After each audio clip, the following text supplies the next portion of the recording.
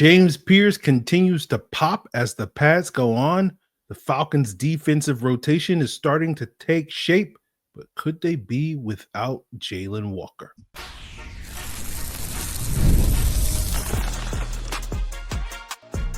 You are Locked On Falcons, your daily Atlanta Falcons podcast. Part of the Locked On Podcast Network, your team every day. Welcome back, everyone, to another illustrious episode of the Locked On Falcons podcast, your daily Atlanta Falcons podcast, part of the Locked On Podcast Network, your team every day. And if you don't know me, I'm your very humble host, Aaron Freeman, a.k.a. Mr. Drew, a.k.a. Sirius Black, a.k.a. Mr. a.k.a. And I've been covering the Atlanta Falcons for almost 2 decades, formerly at FalcFans.com, RIP, still going strong on this illustrious podcast. Been going strong for almost 9 years this November here as the humble host of Locked On Falcons. And I thank each and every one of you that go strong with me as everydayers. That means you make this podcast your first listen each and every day. And all you got to do to become an everydayer is subscribe or follow for free on YouTube or wherever you listen to podcasts to get the latest episode as soon as it is available. So as we promised on yesterday's Locked On Falcons, we are joined once again by Jarvis Davis. We talked about what he wanted to see in the Falcons padded practices, and today we will talk about what he actually saw in the Falcons padded practices, talking pairings and rotations. And speaking of pairings, let's talk about that first round pair of guys in James Pearce Jr. and Jaylen Walker. And as James Pearce continues to shine at training camp, while Jaylen Walker maybe left a little bit by the wayside, but we'll get into that towards the end of today's episode. But we got to start off, Jarvis. What's your big takeaway watching this first padded practice for the Atlanta Falcons? I know one of the things that you were, planning on focusing on going into was the various rotations, but, did anything stand out to you on this Tuesday? I think there was a lot more even fronts today. They still ran the 3-4 base. And then, of course, on second and long, third and long, they can start to get into the whole nickel situation.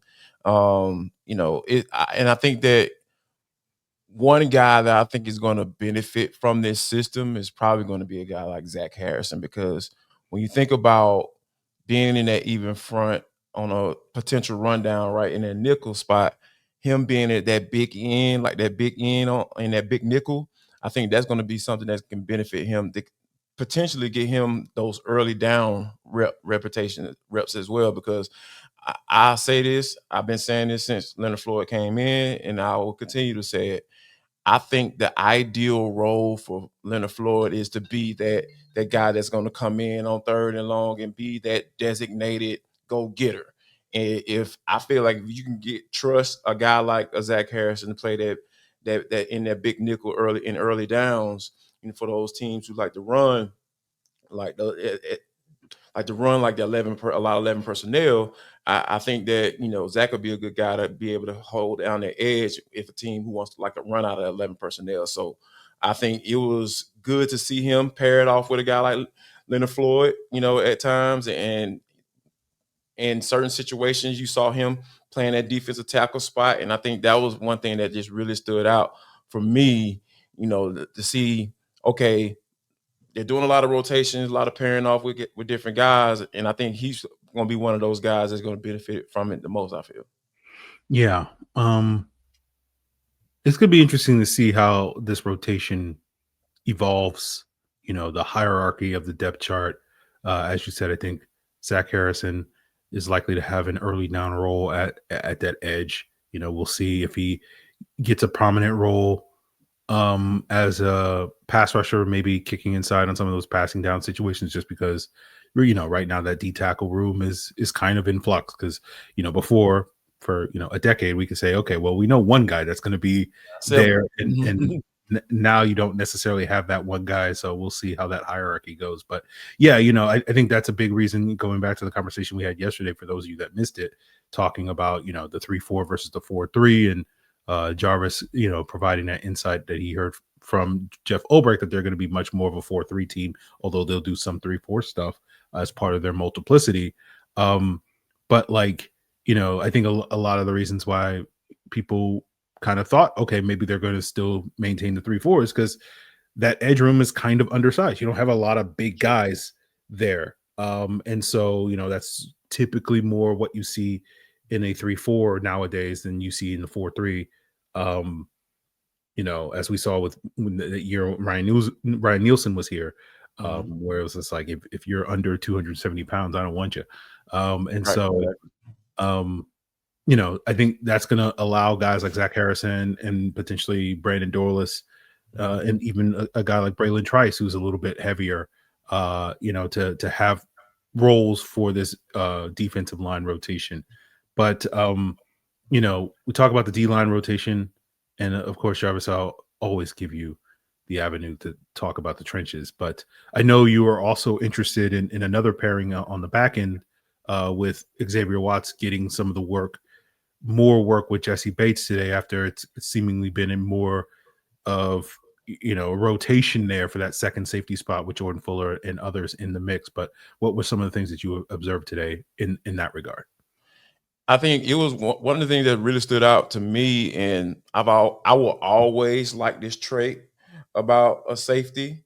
He came down and filled a nice little gap, not necessarily from a, behind the line of scrimmage or right at the line of scrimmage, like, because the running back had kind of creeped up through the hole, and he came down and he dropped his doggone pass like a front thud, as Raheem Morris kind of described what they were going to be doing today, and not necessarily tackling to the ground and all that stuff. So, because of the rules and all that. But I like what I saw. He came down and squared the guy out, pop, dropped the shoulder pad, and buddy hit the ground, like literally on his behind. I was like, oh, okay, brought a little something. You got a couple of little rocks in your pocket, so he brought a little bit, and everybody was kind of dapping him up after the play and stuff like that. So just to see the Rook come in and kind of, because it was like the first series, of 11 on 11. So when you think about a guy getting an opportunity to be paired with Bates, because it had been Jordan Fuller, up to that point, they've been running Fuller in there. I mean, he's been rotating, but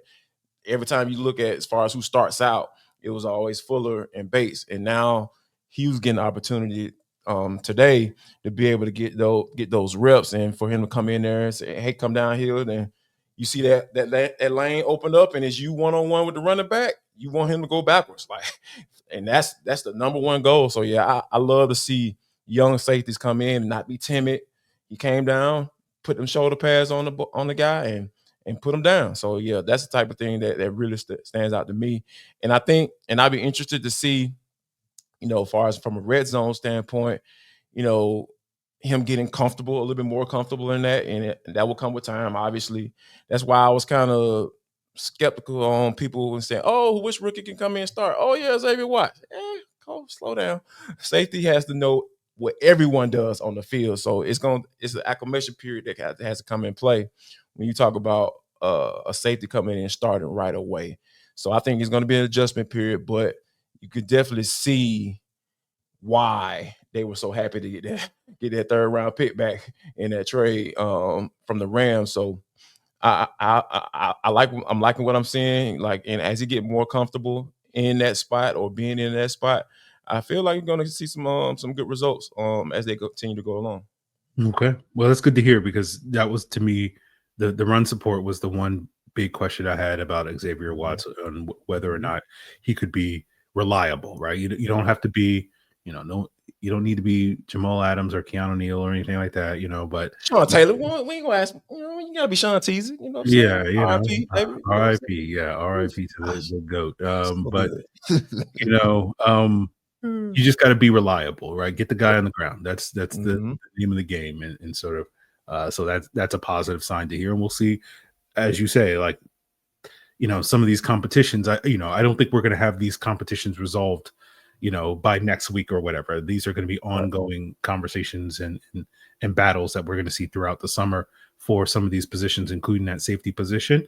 And one of the ongoing battles that we continue to see is, James Pearce versus the world.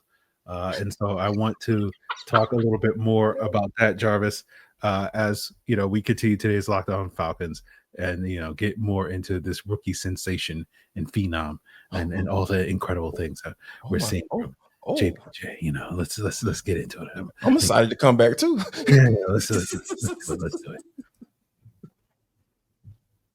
This episode is presented by Yahoo Fantasy. Now that fantasy football is back, we can get back to doing the things we love, and Yahoo Fantasy is going to help us get there, whether it's talking trash in the group chat, putting on your GM hat and building that draft board, or finding that hidden gem off the waiver wire. My friends from college, we've had a Yahoo Fantasy League for 20 years now. And the reason why we chose Yahoo, because it's easy to set up. And the reason why we stick with Yahoo is because they have a great mobile app. And of course, the smack talk hits a little bit different in the message board. So to celebrate 28 years of fantasy greatness, Yahoo Fantasy is dropping 28 big new features over 28 days, giving you more ways to play, more ways to draft, and more ways to win. And it all begins on August 4th. Stay tuned and get started by creating or joining a Yahoo Fantasy League at yahoofantasy.com/LockedOnNFL. That's yahoofantasy.com/LockedOnNFL. And let's make this fantasy football season the best one yet. So, Jarvis, we're talking here about the excitement around the pads going on. You can put hands on people now. You can, as you said, you can do that front thud. Pause. I don't know. Pause on what was going on through my brain, even if that statement is not out of pocket. But anyway, that being said, you got James Pearce Jr., who's been picking up steam. Obviously, Sunday, Yes. the big talking point was, the scuffles. And then, as you mentioned the other day on the pod, it wasn't just simply him fighting people. It's him actually performing in the practices in addition to that. And it sounds like he's continuing to stack days, as they say, and have positive performances for James Pearce. And, I saw some things on Twitter and some discussions in the Locked On Falcons Discord earlier today on Tuesday, where it was like a little confusion on, is James Pearce doing all the things that he's doing against the Falcons starting offensive line, or is he sort of thriving a little bit against, no offense to the Storm Nortons of the world, but, the Falcons backup offensive line. So if Jarvis, you can provide a little clarity on that for the people out there, that would go a long way for us here on the pod. It's a good mix. I mean, because when you think about when he causing all the ruckus, every last person that was involved was starters. Matthew Bergeron, Ryan Newsel, Caleb McGarry. That's hey man, like just 60% of your doggone of your offensive line, starting offensive line right there. Did I get it right? Yes, thank you. All right, that's 60% of your starting offensive line. So yeah, but it has been a mixture, because when you think about who he was paired off with, Braylon Trice. He's been paired off with Leonard Floyd. So when you think about who he's out there with, it can vary, right? It's not necessarily, okay, if I see him and Leonard Floyd out there, that means they're going against the first team offensive line. It's not necessarily working out like that, because they're handling their rotations and the offenses are doing their necessary rotations. So it's a good mix. But when all the fuss was being made, that was against the starting offensive line. So yeah, for those who needed a little bit clarity on it, there you go. It's like he's working against everybody. Whoever at tackle, you're gonna get some, whether it be the starter or the backup. He passing it out, dog. Okay, that's good to hear. Yeah, and I think one of the things that the Falcons have done is they typically have their starting offense going up against the second string defense, and the starting defense going up against the second string offense, just as a way to sort of balance out the competition a little bit. So that's good to hear with James Pearce. Did anything else you sort of stand out, again, because we're talking about the trenches a lot more with the pads coming on than we are, focusing on the skilled position players, but anything else pop to you today, at least as far as the trenches go? Matthew Bergeron had a really nice block downfield, man. One of his teammates, little DB, was out there, got caught slipping, man. He danged and bounced that dude off the turf. And Bijan Robinson, caught that went on ahead and caught fire and took it to the house. So, and I even asked him after practice, and I was just like, hey, man, like, I saw the play, kind of broke it down. He was like, yeah, I remember that. And I asked him, like, and I was like, okay, Bijan Robinson's long since he's been in the league is probably like, 30-some yards. And I was like, it plays like that you made, are those the plays that you're going to need to be able to get those 50s and 60, 70 yarders, because we know Bijan is able to do it. And he was like, absolutely, 1,000%. And he was like, those are the type of things that we have to do if that's the goal, to start breaking those big runs that we know that Bijan Robinson is capable of. So he stood out. Your boy actually stood out today too, on Ebiketie. Got a nice win on the edge, on the speed rush outside. And I think you can tell that he's going to be one of those underlying storylines, because, he's not a flashy guy. Obviously, he's not out there swinging on folks or getting into it with people. He's just continuing to work. He's just a guy who keep stacking days and stacking years of continue to get better, progressing, even if he's had 13 defensive coordinators since he's been in the league. So I think he's a guy, like you mentioned, he's a good candidate for to be able to get double digit, and I think that I got a good chance to see that today. Yeah. Okay. Well, Jarvis, I want to pick your brain on the Jaylen Walker injury and absence, but is there anything else from today's practice, or maybe something from some of the previous practices that you attended to, that you want to touch upon before we get into all that? You know what, man? A guy that I want to put on people's radar, and I want to make sure you get his name right, Khalid Kareem. Okay. He's been pairing off with some guys too, like some starting caliber guys as far as on the edge. He's got kind of stood out to me a little bit last year as well. Like, preseason wise, really good technique. Guy comes off solid against the run, and he can get you a good rush from time to time. So that's a guy to kind of keep an eye on, that we know for a fact is going to be playing. So Khalid Kareem, number 92, make sure you guys, keep an eye out for him, because I think he's going to be a guy that he was actually paired off with James Pearce. Now I look at my notes here, but yeah, keep an eye out on a guy like Khalid Kareem. He got the goods.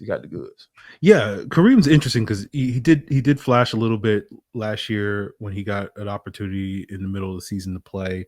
Mm-hmm. I believe he played with the Colts in Nate Ollie's first year there back in 2022. You might be right on that one. And like I wound up putting him on my practice squad when I did my 53-man projection last week, mostly not because I didn't think he was capable of making the roster. It was just like they already have like a billion bodies at edge. Man. That it's just like, okay, well, are they going to cut Braylon Trice, or are they going to cut Khalid Kareem? And it's like, I think we kind of know the answer to that. So it'll be interesting, because I think, Jarvis, you're right. He'll be one of those guys that's probably going to play a ton of snaps in the preseason.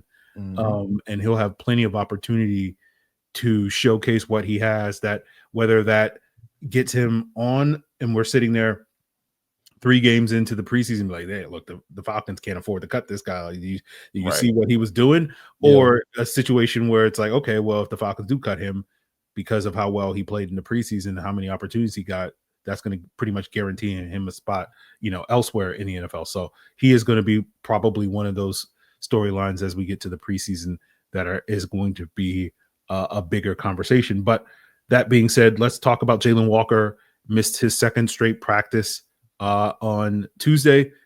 He's part of the sort of quote unquote modified program, according to Raheem Morris. And Jarvis, I kind of want to pick your brain. How big a deal do you think that is, that, we're seeing a guy like James Pearce shine and Jaylen Walker kind of be sidelined, and sort of how that impacts the rest of the summer and potentially, going into the season? And we'll get into all of that as we wrap up today's Locked On Falcons. It is time to fuel up and turn it up with 5-Hour Energy Transfusion, bringing that bold grape, ginger, and lime flavor of your favorite golf drink minus the alcohol. And it's all in a quick, energizing shot. Whether you're sinking birdies or just making memories with friends, this one's a hole-in-one for your energy game. We know that Michael Penix is trying to up his golf game. And Mike, my suggestion to you is maybe you need that extra boost to stay sharp and energized. And the 5-hour energy transfusion with this grape ginger lime flavor is going to give you the best parts of your clubhouse go-to without chasing down the bev cart. If you go to 5hourenergy.com today, that's the number 5hourenergy.com, and you use the promo code LOCKEDONGOLF, you receive 20% off your order. This offer is only valid until September 30th on one order and cannot be used with other promotions. The code is not good on subscription orders. And so whether you're meeting up with friends or trying to turn 18 holes into 36, get the energizing boost you need to power through. Order the transfusion flavored 5-hour energy shots today at 5hourenergy.com. So as I mentioned, Jaylen Walker dealing with an undisclosed injury. And for those of you that are confused, why don't we know? Team isn't obligated to tell you anything at this stage, right? It's basically the first time they are. I think they enjoy that too. Yes. They take pride in it's in the lower area. Every NFL team, I feel like all coaches fit into one of two buckets as far as injuries go. They don't want to tell you anything, or they're the type of coach that out of spite, they tell you everything.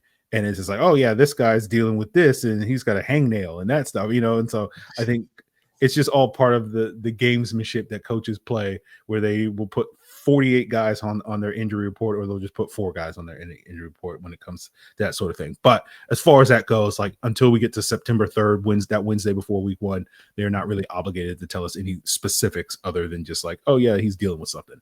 But from what it sounded like with Jeff Ulbrich when he was talking over the weekend, he indicated it seemed to be maybe a soft tissue injury with Jaylen Walker, and that was something that Jaylen Walker was dealing with a quad strain throughout the offseason, which is why he didn't work out at the combine and why he couldn't really, do all the testing at his pro day, in the spring. So part of me wonders if it's related to that. But that being said, Jarvis, what are your thoughts on Jaylen Walker's absences? I know you've mentioned before on the pod that on that first day when he was out there, he popped to you a couple of times. But how, talking about injuries, how big a deal do you think this is? Is this, what are your thoughts on Jaylen Walker's absence? I'm not too concerned, because here's the deal. He didn't go out there. I don't think he went out there, after that first day or on that first day and injured himself. I think this is part of the plan. And Raheem Morris even stated as such. Of course, he didn't go into detail, but he was like, this is part of, because he's talking about missing Sunday, he said this is part of the management plan, because he actually spoke before practice. And I saw Jaylen Walker working off to the side before they started practice with Troy Anderson. So that kind of gave me an idea, like, oh, he more like he's not going to practice today. So, but before practice, in reference to him not practicing on Sunday, Raheem Morris did mention that this is part of their management plan. So if you have a plan for something, this is not like, oh, he got hurt, we trying to figure things out, or it's a couple weeks, like he was talking about Darnell Mooney. Oh, it's a couple weeks. Oh, yeah, it's a few weeks, like, all right, whatever. But he was like, this is part of the management plan. And, same thing with Jeff Ulbrich, as far as like, okay, just some body stuff, so they trying to bring him along, and using extreme caution. That's what I would designate this as. They're just using extreme caution as is super early on in training camp. But so my concern isn't that high. Like if it would have been an injury while he was out there doing his thing, because he was moving out there on Thursday, that Thursday, that man, nothing wrong with him, So I think this is just part of coming into the training camp. We know we're dealing with maybe some soft tissue stuff. All right, let's make sure we get you out here this particular day. Let's get you working out to the side for this day, and we'll kind of ramp up, have an individual ramp up plan, so to speak. Yeah. For me, I'm in a similar boat. My main concern, obviously, because I'm really invested in seeing guys in the preseason, is if, of course, he misses practice time next week, it almost pretty much guarantees he's not going to play in that first preseason game against the Lions.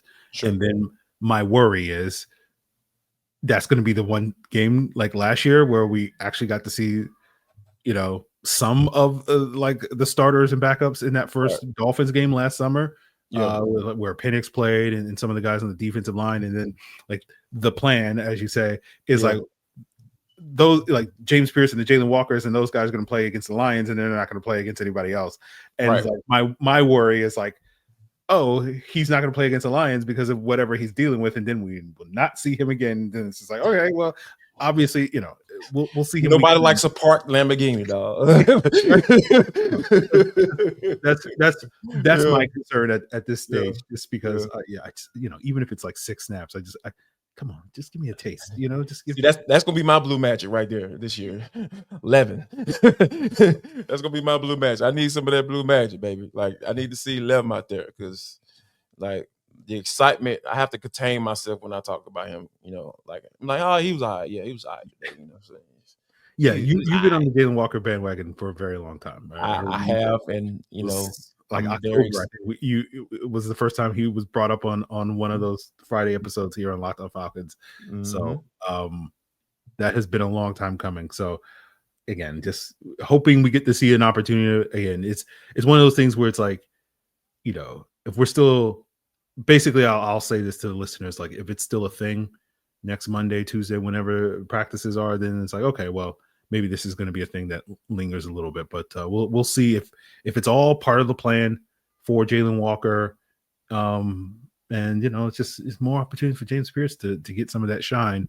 And maybe it's all part of Jaylen Walker's leadership, where he's just like, I'm going to take it easy this first week of training camp and give James Pearce a chance to do his thing, and I'm going to take a step back so that my new teammate, my boy, my roommate, all that stuff, it gets his opportunity. So it's just all, Jaylen Walker is just constantly showing why he has that A++ character, Bro, you talking about that is a coach's son right there, man. That's some coach son stuff right there. Like that's the only way you even think that deep, you know what I'm saying? Like, you know what?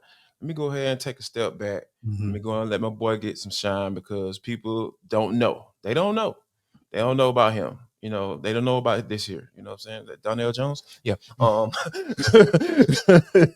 So when you think about, just the mind, even Kirk Cousins said, he was like, it's almost like you're talking to a 10-year vet. He just gets it. He understands. So, even Kirko knows that Jaylen is special. You know what I mean? Like, I know people don't trust his word or what he says, but like, you need to believe that man's a truther, man. Like, Kirk tells the truth. You know what I mean? Yeah. And Jarvis, I know you're not going to believe this part of the conspiracy that I'm now building here, but he's killing 2 birds with one stone. He's getting some extra work with Troy Anderson too. He's helping Troy Anderson as well. So not only is James Pearce getting that shine, but he's doing the side work with Troy Anderson. He's like, I got to get this guy ready to go for the upcoming season. No, so what you're saying is, and to my petty anti-conspiracy theory is like, stay away from Troy Anderson, because he doesn't know how to stay on the field in order to even implement the things that Jaylen will teach him while he's out there working off to the side with him. So matter of fact, if I see that when I'm out there again, Jaylen and Troy just talking like, hey, 44, I need you to go over there. And be like, who are you, big man? Don't worry about that. Just stay over there, over there, away from 11. Anytime you see 11, just go the opposite way. Like, I don't need you rubbing anything and teaching him nothing about anything what's going on in the NFL. Yeah. You saying don't worry about that I'm sure you got a lot of practice being a bouncer at various clubs. You're like, man, who are you stepping up on? Don't worry about that. I'm gonna need you to step aside. That's straight Jarvis bouncer days. Yes, absolutely. Right there, so yes. Okay. Yeah. I was telling the story today. Wow, it's funny you bring that up, because I was telling the story today. I was talking to one of my former coworkers, and I was telling him how my first trip that I took out of town, because I used to do personal security back in the day. My first trip out of town was to Miami, and we went to this shoe model establishment that was the size of a Walmart. Mm-hmm. When we walked through the back, to kind of check out the scene to make sure everything's situated with the sections and all that stuff. And we're walking through the back, and dog, they had an Olympic-sized swimming pool. As soon as you walk in there, in the back, through the back. And then as we got around the Olympic-sized swimming pool, they had a NBA regulation basketball court right there too. I was like, oh, okay, that's interesting. I was like, we sure we're at the right place. You know what I'm saying? So as we continue to walk into the spot where everyone is, all the shoe models. Now, granted, it was like 200 of them on the floor. And then they were like, oh, yeah, man, you can get your hair cut over there. They had a barbershop in there. And then, look to your right. They got a hair salon on the other side. So I was like, hey, man, there's a lot going on in here, So when you think about, I definitely had some interactions that night. I don't think I could tell the rest of the story on the show. You know what I'm saying? Maybe Locked On Falcons Discord situation or something. I don't know, but I can't tell the rest of the story. But yeah, those security days were very interesting. Okay. Yeah. I was watching the clock as you were talking, Jarvis. I'm like, how much of this episode am I about to have to edit out? Right. If Jarvis, goes a little. Look, I have to, edit myself on your show because, I can't just let it all hang out, Like I got to say something for after the show, and stuff. Because, I want to make sure you stay on point, man. Yes, I appreciate it. I appreciate that. Can't be the reason. He's showing that Jaylen Walker-esque leadership. I appreciate Absolutely. that. So, 1,000%. Okay, we will leave it there. Before anybody incriminates themselves right here on this podcast. And we will be back, of course, with more content later this week. Have some other guests on, hopefully, to share their insights into how this first week of training camp is going. So continue to make Locked On Falcons your first listen. Check us out on YouTube or wherever you listen to podcasts. And of course, for your second listen, check out Locked On Bets. If you're sitting here excited, you want to, bet on some NFL futures, you want to, make a little bit of money between now and then, with some locks of the day for the Major League Baseball, Locked On Bets has you covered. It's all part of Locked On Podcast Network, your team every day.